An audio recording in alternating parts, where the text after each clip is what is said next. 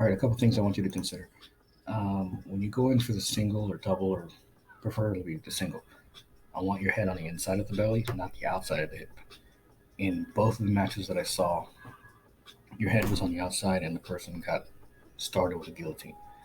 Against someone who really knows what they're doing is going to be an issue. So keep your head on the inside.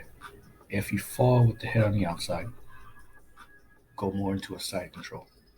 That way it negates the choke and you're more in a safe territory. So right now you're doing really good with the hand fighting, collar, your snap down. That was beautiful. Um, this aspect right here, you got really heavy grip on the back of the neck, and you shot them down, which opens up singles and doubles and a couple of other things. That was really good. Makes them react. Now you're hand fighting.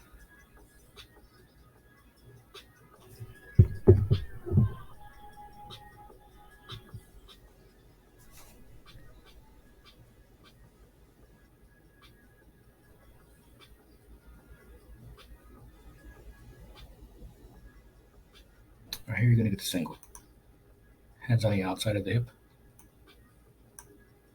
So when he ends up falling, he goes into almost a half guard and then ultimately a closed guard. I need this right into the stomach. It's going to put you in a better position. So he falls. At this point, your head's on the inside. You should send your entire body to this side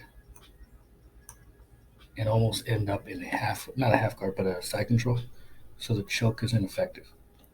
If you land on the side that you're on and it goes to half or closed, it's a major threat.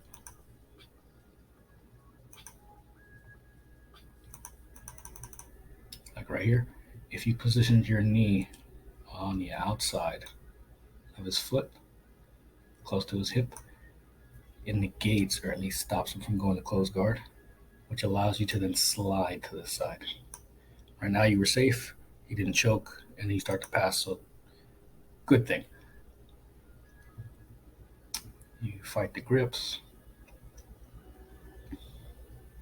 pop the head out, beautiful.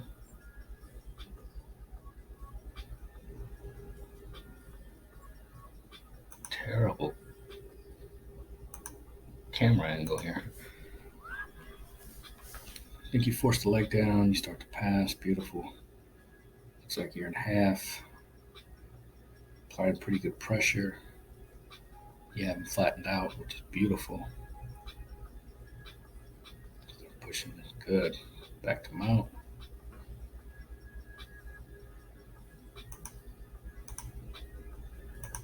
I'm gonna skip because I can't see shit. Alright. So I'm gonna send you a link for this position. Alright.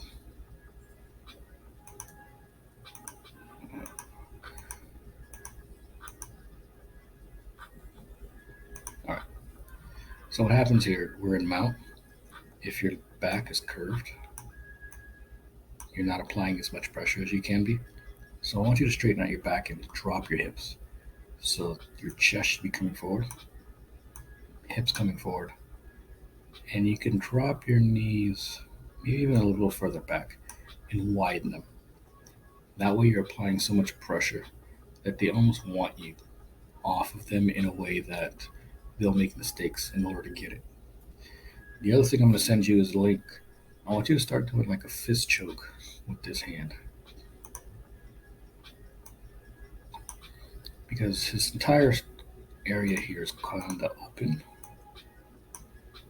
And it kind of leads to fist choke, Ezekiel's, especially if we're in the gi. You can do a no-gi Ezekiel here, which is you start applying your hand to the side of the neck and you start sliding it across.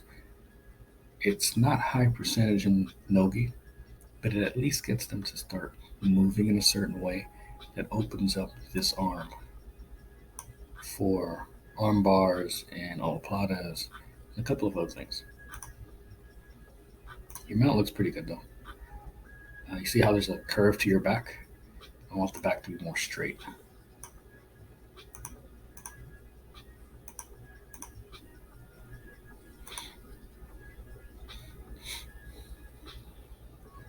So you look a little lost, as in like almost as if you don't know where to go. The Ezekiel that I'm going to send you, I think, will help a lot. It'll open up aspects of attacking this arm that I think you'll really like. This is good. Start digging under that elbow and start separating it from the body. Raise it above the head and then start isolating.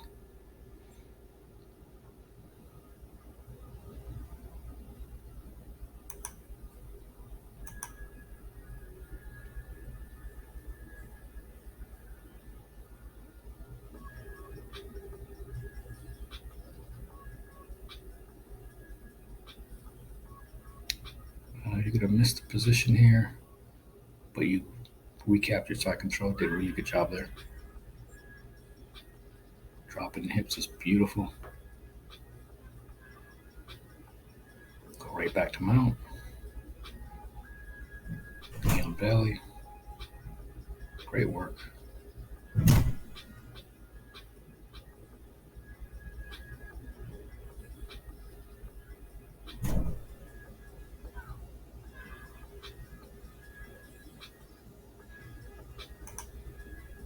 Great job.